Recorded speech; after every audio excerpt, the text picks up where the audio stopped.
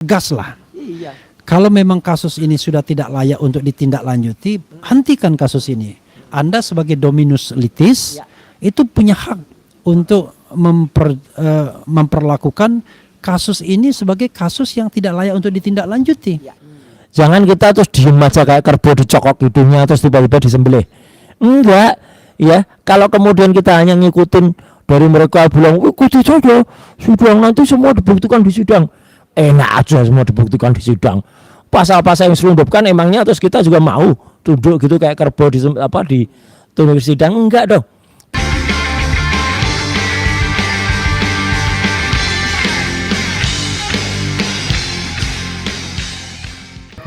Assalamualaikum warahmatullahi wabarakatuh. Waalaikumsalam. Sobat RH sekalian dan juga Sobat Roy Suryo official ya. Berarti ada Roy Suryo yang unofficial. Yang palsu ada, Twitter palsu ada. Oke, jadi kita jumpa lagi Jumpa mana di channel yang keren, cadas dan opo ki. Yang cetar. Yang cetar, membahana. Yang Syahrini dong berarti. Jadi sobat Kalau RH itu kalau nyebut nama tadi nanti arahnya Gibran nanti. Oh ya, oke. Nah itu beda lagi ya. Sana dulu. Itu rasa cemas, hidup berat, dunia gelap, fufu fafa. Maksulkan saja. Ya, Pakai lawyer nggak boleh bilang maksul. sobat sekalian ya, kita akan membahas satu hal yang entah siapa yang mengembuskan ya, tepatnya mengembuskan bukan menghembuskan ya kan. Yang mengembuskan soal P21 ini, bahwa kasus Roy Suryo dan Dr. Tifa itu sudah P21 dengan keyakinan macam-macam, terutama oleh para termul. Kami tadi sudah press conference dan kami mengatakan tidak mau berspekulasi, tetapi kami melakukan analisis. Jadi analisis hukum yang sudah disampaikan adalah bahwa kasus ini sudah tidak layak baik secara formil maupun material. Secara formil, lampau waktunya sudah kebangetan, lewat waktunya sudah berbulan-bulan. Kalau dihitung tadi saya mengatakan kalau pengembalian P19 seharusnya jatuh temponya tanggal 9 atau 10 Februari. Tetapi ya semenjak 13 Januari dilimpahkan ke Kejaksaan Tinggi, lalu sudah ngikutin schedule, Pak. ya lalu Kejaksaan Tinggi ngikutin schedule 7 hari, dia mengatakan berkas tidak lengkap dan harus dilengkapi. Kemudian berkas dikembalikan pada tanggal 26 Januari 13 hari kemudian, maka kewajiban pihak penyidik Polda Metro Jaya harusnya mengembalikan berkas itu selambat-lambatnya 14 hari dan itu jatuh temponya ya kurang lebih 8-9 Februari. Nah, sobat dan sekalian, faktanya ternyata mereka tidak melakukannya. Kalau berdasarkan press conference yang pernah diadakan oleh Polda Metro Jaya sendiri, mereka baru melimpahkannya pada tanggal 17 April. Jadi dari Februari ke April ya sudah kita katakan sudah lewatnya kebangetan, lewat 80 antara 80 sampai 90 hari. Dan ini sesuatu yang tidak bisa ditolerir lagi kalau kita berpatokan pada undang-undang yang menjadi pedoman, yaitu pasal 138 ayat 2 Kitab Undang-Undang Hukum Acara Pidana. Itu Undang-Undang Nomor 8 1981. Kenapa digunakan KUHP lama? Karena pasal peralihan dari KUHP yang baru, Undang-Undang Nomor 20 tahun 2025 mengatakan ya bahwa 361 huruf A, kalau seandainya sebuah kasus itu sudah masuk dalam tahap penyidikan maka digunakan KUHP yang lama. Tapi kita mau toleransi karena KUHP lama agak sumir, hanya mengatakan 14 hari, setelah itu nggak jelas.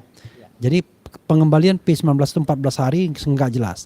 Di KUHP baru lebih jelas, back and forth-nya lebih jelas. Tapi itu pun kalau ada batasnya. Jadi iya, P19 itu bisa dikembalikan setelah dianggap tidak lengkap, maka kemudian dikembalikan lagi dan harus dilengkapi dalam jangka waktu 14 hari lagi, tapi kemudian diundang gelar perkara khusus. Nah, gelar perkara khususnya itu menentukan tindak lanjut perkara. Kalau dianggap lengkap dan lain sebagainya, maka dikembalikan lagi kepada kejaksaan, ya, jaksa peneliti, dan kejaksaan itu punya waktu 14 hari lagi untuk menetapkan apakah akan melimpahkannya ke pengadilan atau menghentikan perkara ini. Karena itu mereka sebagai dominus litis ya, sebagai pengendali perkara, kejaksaan itu memiliki sebuah diskresi sesungguhnya yang tidak melanggar undang-undang tentunya untuk menyetop kasus ini. Nah, kami tadi sudah mengatakan tidak jelas kasus ini sebenarnya berada di mana barangnya. Apakah mereka diam-diam bolak-balik dalam rangka koordinasi, ataukah sebenarnya ada keraguan dari pihak-pihak baik penyidik maupun jaksa untuk menindaklanjuti perkara ini karena sumirnya barang bukti utama berupa ijazah yang kata Mas Roy 99,9% palsu dan kata Dr. Tifa fotonya itu 92,37% itu tidak sama dengan foto Jokowi, matematika Bayesian yang merupakan matematika kedokteran. Nah, itu adalah sebuah statement dari academician ya, orang yang bisa dipertanggungjawabkan ilmunya, dan inilah yang kemudian menjadi pangkal tolak untuk penersangkaan, ya kan? Karena itu sekali lagi kita akan melihat membahas ini apa sih sebenarnya isu-isu yang kemudian mengatakan bahwa ini P21 dan lain sebagainya. Dan apakah kemudian penegakan hukum itu harus tunduk pada keinginan pihak-pihak luar, terutama pihak-pihak yang tidak ada kaitannya dengan kasus ini, tidak punya legal standing dan lain sebagainya. Nah, di sisi lain kita juga bersepakat untuk melaporkan barangkali bisa 3 bisa 1 ya, yaitu 3 atau 1 pelapor yang tidak jelas legal standingnya. Karena kalau Pak Jokowi melaporkan silakan, hak dia untuk melaporkan. Perkara kemudian perkara kemudian itu pun tidak justified berdasarkan ilmu hukum yang ada, tetapi masih bisa dipahami. Tapi ini ada Lecumanan, ada Andi Kurniawan, ada Maret Samuel Swekin gitu yang nggak punya hak ya, apa kaitannya dengan mereka? Masa kalau mengaku sebagai pengagum, sebagai relawan dan lain sebagainya tiba-tiba bisa ikut mengadukan. Karena itu untuk memberikan pembelajaran kepada mereka, kita akan adukan balik mereka ya, dua prinsipal. Mas Dr. Tifa sudah berketetapan ya untuk melaporkan mereka sebagai pembelajaran publik bahwa kalau Anda tidak jelas legal standingnya, jangan Anda berupaya mengkriminalisasikan orang. Sama saja mereka membuat keterangan di atas akta palsu. Ya, karena tidak ada kaitannya sama sekali dengan mereka, tapi tiba-tiba mereka mengatakan dirugikan. Dirugikan tidak jelas dirugikannya apa. Masa dirugikannya perasaan mereka terluka. Dan yang dilaporkan Gitu. sebagai korban itu Organisasi, Pradi Bersatu merasa terluka. Nah, ini hal yang kemudian harus kita pahamkan bahwa itu adalah sesuatu hal yang tidak benar. Oke, selanjutnya saya memberikan kesempatan pada Mas Roy untuk dipanggil Mas Roy, karena ada juga Mas Boy, kan? Oke, silakan Mas Roy untuk mengeksplorasi apa yang terjadi hari ini di orbit para termul itu. Silakan. Terima kasih Mas Refli. Jadi untuk pemirsa RH Channel dan juga Roy Suryo Official, beberapa menit sebelum kita tayang ini ya, ini di jalur podcast ya gitu di Ranah Maya ada pembicaraan antara dua pembohong ya. Ini pembohong atau pembual lah, mirip-mirip ya. Karena yang satu mengatakan P21 sudah ada. Gitu. Hanya memang belum umumkan. Sementara yang satu lagi terus berbohong soal Twitter palsu. Udah nggak laku tuh isu soal Twitter palsu itu. Ya karena itu modus lama yang dulu pernah diterapkan untuk Habib Rizik ya dan Firza waktu itu, sekarang diterapkan lagi gitu. Nah, tapi yang jelas yang P21 ini yang menarik. Yang mereka rupanya hari ini, Mas. Kita dengar tadi siang itu rupanya ada acara nobar gitu. Rencananya mereka udah kontak-kontakan mau bikin nobar, sampai tadi wartawan infotainment tadi, Mas kita harus cepat-cepat jam 5 ke Polda Metro gitu. Loh kenapa? Katanya ada press conference kemudian surprise gitu. Ya katanya surprise. Jadi ini lucu banget ya. Jadi mereka mengatakan kayak gini, surprise. Masa P21 dibuat canda-candaan kayak gini, kayak door prize gitu ya. Nah gitu, jadi Pak Budi itu ya, Pak Budi ya itu mengatakan akan melakukan surprise. Tapi yang jelas Termol ini memang panik. Wah, karena sampai mereka sendiri ribut di antara para Termol itu, saling debat. Yang satu bilang gebrak meja, yang satu bilang ngelus-ngelus meja. Ya, karena kalau yang bilang gebrak itu katanya melihat sendiri. Termasuk salah satu dari dua orang ini katanya nonton sendiri Jokowi itu gebrak meja. Tapi yang satu bilang enggak Jokowi itu halus. Halus apa? Halus itu ya gelembuk Solo itu halus tapi kemudian mempengaruhi gitu ya. Jadi bilang enggak itu halus nyebutnya tapi makal. Karena gini juga halusinasi. Gitu. Karena mereka itu juga melakukan mungkin halusinasi juga. Dulu petugasnya itu katanya akan menyelesaikan kasus ini dalam 4 bulan maksimal. Karena mereka mentarget 3 bulan itu selesai gitu. Nyatanya sampai dengan hari ini itu sudah 396 hari semenjak dilaporkan dan belum P21. Boncos ya mereka itu ya. Karena hari ini katanya ini Jumat Keramat. Gitu karena habis Idul Adha di ujung Mei itu keramat. Ternyata mereka sekarang mundur lagi. Tadi diketawain sama AA guru TI Garut juga ya. Mundur lagi Juni gitu ya. Makasih ya. Itu. Katanya mereka tadinya tuh Mei pasti sudah. Ketika April tuh Mei mereka yakin banget. Bahkan ada yang membuat sandiwara itu. Ya Mak Lampir itu bikin sandiwara itu. 10 juta ya. Gitu dan ternyata ayo silakan teman-teman wartawan. Silakan tagih ke Mak Lampir ini ya. Gitu akibat sandiwara 10 juta itu silakan. Karena malah bikin yang namanya judi. Nah, ini judi. 426 dan 427. Karena yang namanya Mak Lampir ini malah menyatakan kalau yakin saya ditahan ya gitu. Mak Lampir ini akan memberikan kasih 10 juta. Parah banget. Tapi jelas gini Mas Refli, kami juga berdua atas nama prinsipal, saya dan Dr. Tifa yang tadi sempat kita telepon bersama, itu menyatakan apresiasi dan terima kasih yang mendalam. Jadi ini ya pemirsa ya, jadi pemirsa RH Channel dan juga Roy Suryo Official, yang namanya kita mensikapi permasalahan hukum ini memang harus kreatif.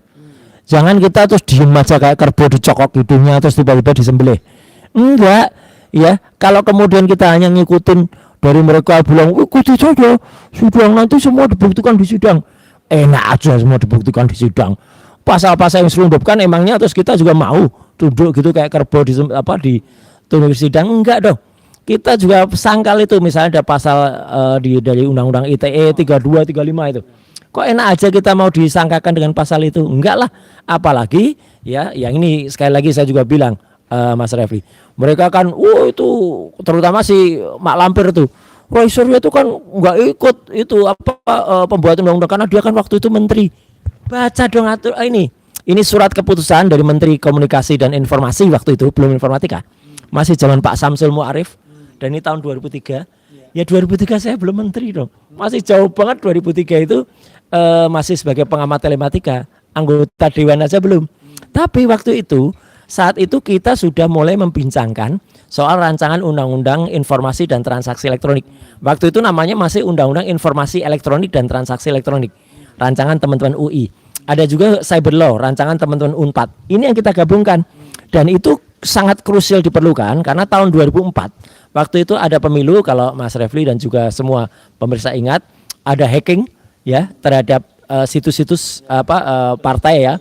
Ya partai Jambu, partai Gedondong, partai kemudian berubah semacam nama-nama buah, dan itu membutuhkan undang-undang, dan undang-undang yang ada waktu itu baru Undang-Undang Telekomunikasi nomor 36 tahun 99, sehingga dipercepat yang namanya Undang-Undang ITE ini. Lah Undang-Undang ITE itu untuk kejahatan elektronik dan juga informasi transaksi elektronik. Ya di sini saya jelas masuk dalam tim ini, dan itu adalah by name loh ya. Ya by name ini, by name, by address. Bukan ex officio yang seperti kata Mak Lampir itu, dia kan terpilih gara-gara menteri. Enggak, ini malah belum menteri, masih jauh. Tapi 2003 saya sudah tim. Mungkin Mak Lampir itu 2003 memang sudah tua juga, tapi belum jadi apa-apa dia, gitu loh. Jadi konyol banget. Nah, kembali ke masalah ini. Jadi intinya hari ini ya kita syukuri Jumat ini sebagai Jumat berkah, Mas. Bukan Jumat keramat. Ya, Jumat yang Ya. lalu. Kalau Jumat Keramat tuh nanti ya, mungkin kita akan menapak tilas yang namanya katanya Gunung Keramat, Gunung Kawi. Kita nggak minta doa loh di sana. Ya kita hanya mau napak tilas karena kuncengnya sudah mengatakan dulu Jokowi pernah ke Gunung Kawi itu memang jauh sebelum jadi presiden. Tapi katanya biasanya orang doa di situ mau jadi presiden atau jadi tokoh. Ya udah, nanti kita lihat saja. Yang jelas boncos lagi, ini sudah akhir Mei, sudah akhir pekan juga, dan tantangan mereka yang katanya mana, yang 10 juta itu kasih ke wartawan, ya si Mak Lampir. Kemudian si Licu Manantu juga nawar-nawarin 10 juta itu. Ayo tuh kasih ke media kayak bahkan ada yang nawarin 5 miliar. Ya kalau apa belum P21 atau kemudian tidak jadi ditahan. Ya jahat banget mereka itu. Tapi yang jelas kita tidak hanya berterima kasih ke masyarakat, Mas, tapi juga berterima kasih, bersyukur kepada Tuhan Yang Maha Kuasa, Allah Subhanahu wa taala yang terus memberikan pencerahan. Moga-moga para jaksa peneliti dan juga kejaksaan sekaligus petugas di Polda Metro, para penyidik itu diberi hidayah oleh Allah Subhanahu wa taala. Kira-kira gitu, Mas. Oke, jadi selain itu ada satu hal ya, ada beberapa sebenarnya alasan untuk mengatakan kasus ini sudah selayaknya dihentikan sebagaimana kita sampaikan tadi.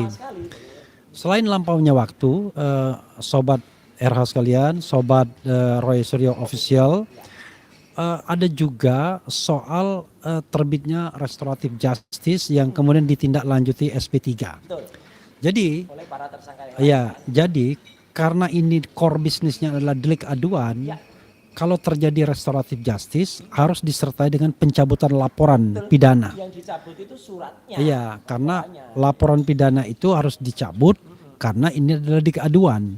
Nah, ketika Egy Sujana, Damai Hari Lubis mendapatkan restoratif justice, nah, dan kemudian hendak menuju SP3, maka syaratnya adalah harus mencabut laporan polisi atau laporan pidananya terlebih dahulu, ya, laporan LP-nya, laporan polisi.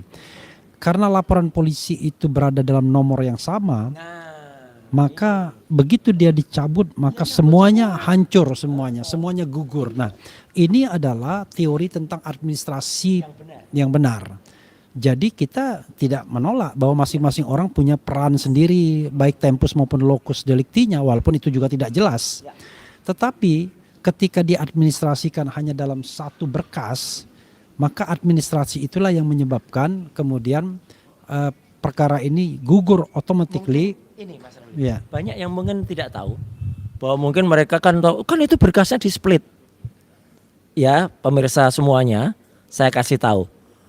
Undangan, mulai dari undangan klarifikasi dan panggilan selaku saksi waktu itu ya, atau selaku tersangka, itu adalah hanya menyangkut dua tempus dan lokus. Itu saja nggak boleh.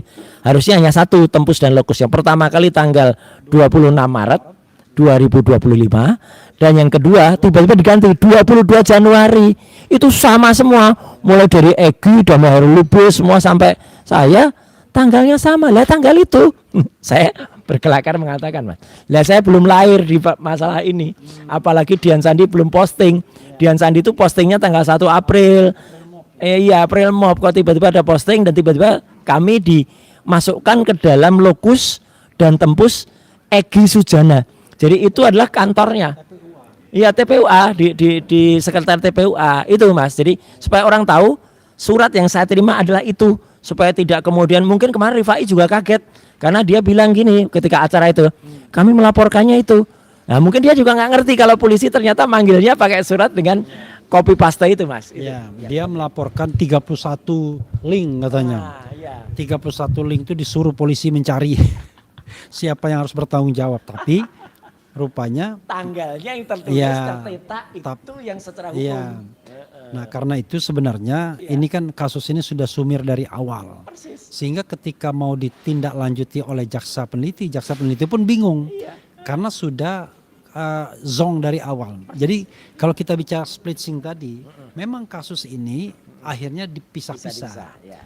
Karena itu untuk memudahkan nanti proses kalau memang ada persidangan, kalau ada.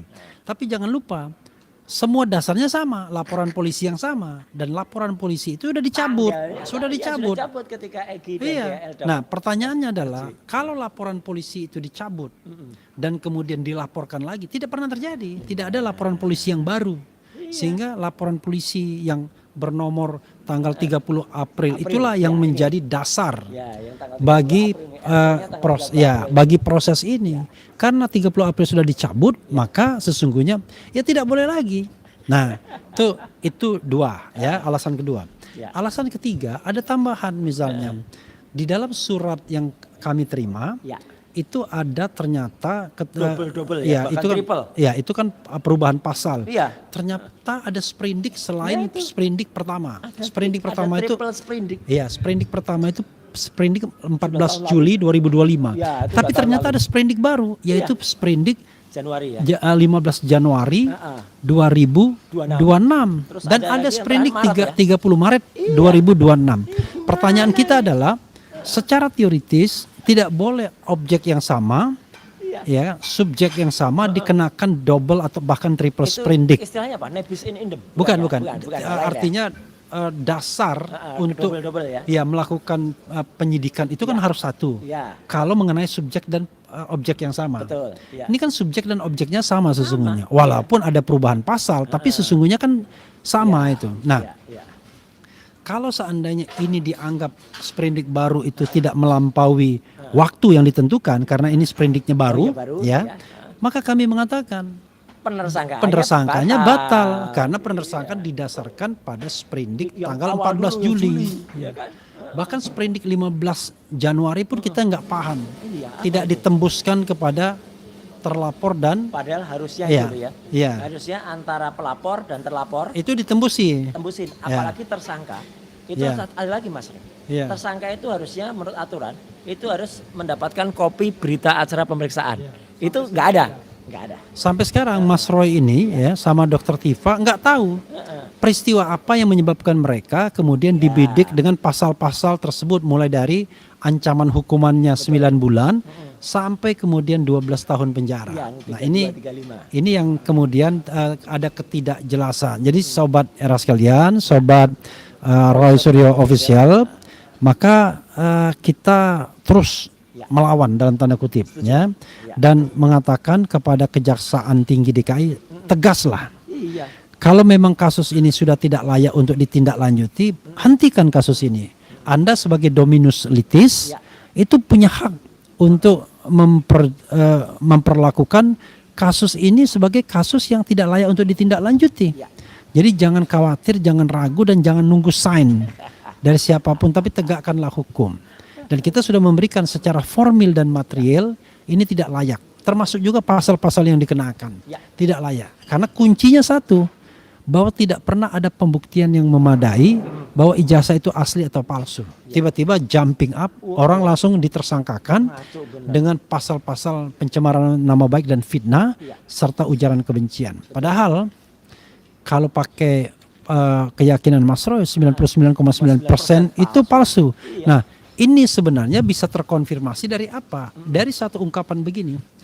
Dari Leo Tolstoy, kata Leo Tolstoy yang baru-baru ini saya kutip dari Twitternya Akbar Faisal mengatakan, kalau kebenaran itu jujur dan lurus, kalau kebenaran.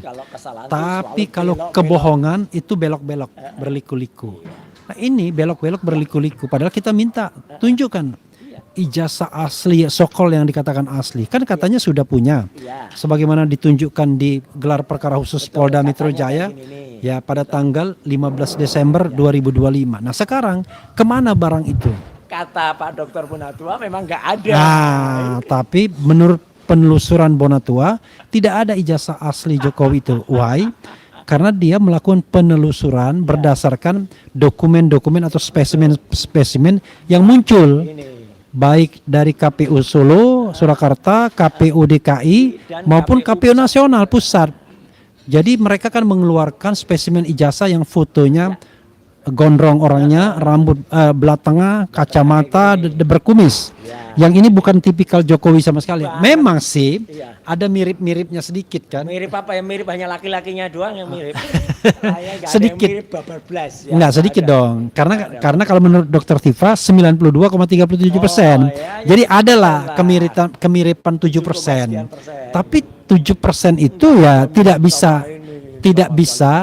bisa dijadikan patokan. Iya. Bahkan kemiripannya di bawah 60% saja itu sudah diragukan, tidak boleh. Apalagi kenapa Dokter Tifa bisa mengatakan itu? Karena dia mengukur. Iya. Dia Ada ilmunya. ada ilmunya, ukur kan morfologi kan, Iya, iya. gitu. Jadi matematika Kalau Bayesian. di program komputer itu dengan matriks tertentu ya vertikal horizontal itu akan ketemu. Ya, nanti akan ketahuan mirip atau tidak mirip kan. Jarak mata, bentuk hidung, bentuk telinga, kening, rambut dan lain Yang sebagainya. jelas nggak sama. Ya, Yang jelas itu ini 99,9% Iya, palsu. palsu. Begitu saudara sekalian, silakan Mas Roy menambahkan. Oke. Jadi yang saya tambahkan ya memang kenapa kemudian ada apa ya demi hukum ini harus selesai atau harus berhenti. Karena ini sudah heboh, sudah riuh rakyat. Apalagi ditambah dengan kepalsuan dan kebohongan pihak-pihak lain yang memang nggak ada legal standingnya si Mak Lampir ini. Kemudian dia malah menuduh dengan menggunakan bukti palsu berupa Twitter rekayasa. Itu mirip lagi, sekali lagi saya bilang itu mirip kasus Habib Rizik dan Firza. Waktu itu dibuat chatnya, ya chat yang agak berbau minor-minor itu. Sama persis, saya memang pernah punya Twitter namanya @akarmt_roysuryo2. Twitter itu dalam posisi sekarang itu disita oleh Polda Metro semenjak kasus beberapa tahun yang lalu. Jadi nggak ada lagi orang yang bisa menguasai itu kecuali, nah yang menyita. Jadi kalau tiba-tiba di situ ada tayangan, di situ sudah muncul dan kemudian sekarang sudah hilang. Siapa yang bisa memunculkan dan menghilangkan tayangan di situ? Ayo, ya. Dan apalagi lucunya itu dikasih tanggal tahun 2020. Padahal 2020 itu yang namanya ijazahnya Jokowi itu belum ditunjukkan oleh Sigit Sunarta, ya. Jadi Sigit Sunarta waktu itu menunjukkan ijazah seperti ini, yang terlipat seperti ini, itu baru bulan Oktober tahun 2022. Jadi kan maksudnya mau bikin palsu-palsuan ya. Nah ini penampilan ijazah Jokowi yang pertama ini Sigit Sunarta ini 24 Oktober. Tapi mungkin saking niatnya bikin palsu, bikinnya tahun 2020 lah malah salah. Jadi makanya hal yang salah itu kemudian malah diglorifikasi oleh para termul anggota Ceboker Nusantara sekarang pada berglorifikasi itu ya. Ada yang namanya Swilo, tapi saya belum dengar si Toyib belum ngomong ya. Mungkin malu dia udah ketahuan bohongnya dia bikin tayangan-tayangan yang nggak mutu itu dan kemudian yang lain ya. Tapi si Bu itu ya Irjan itu yang kemudian sekarang statusnya kedua orang ini ya Irjan sama Andi Aswan itu sebenarnya statusnya terlapor juga itu Mas. Itu di Polda Metro dilaporkan oleh Mas Michael Sinaga dan juga Pak Janes gitu ya. Tunggu aja ayo datang itu laporan itu jawab diklarifikasi jangan kemudian lari yang lain. Nah intinya itu Mas.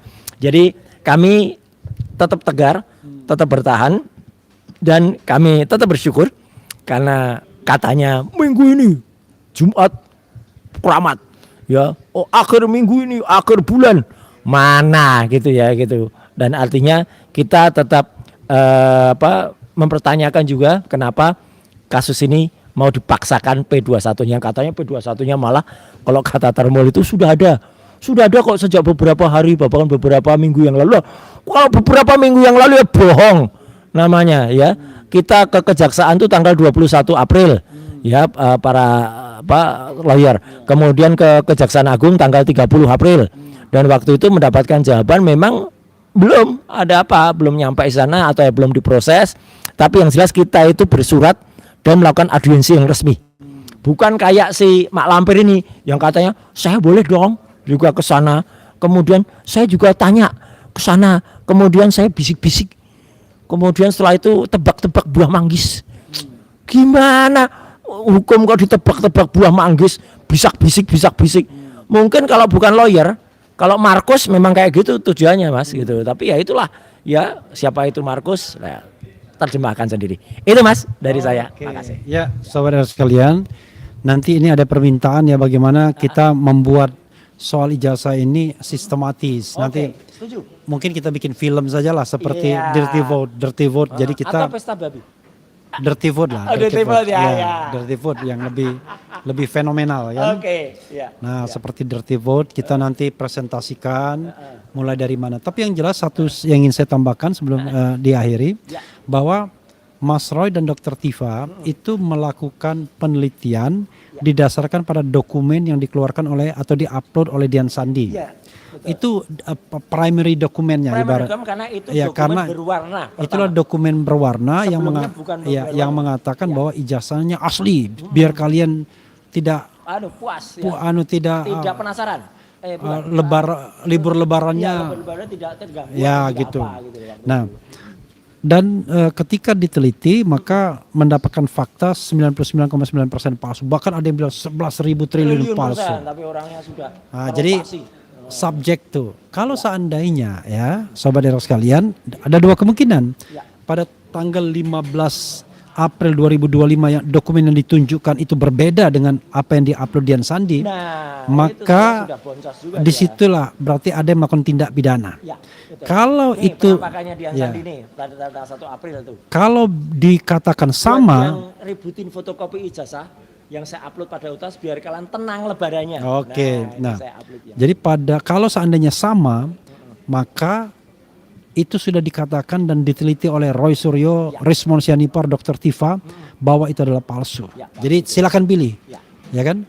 Kalau sama palsu, kalau berbeda dua-duanya palsu. Dua-duanya palsu.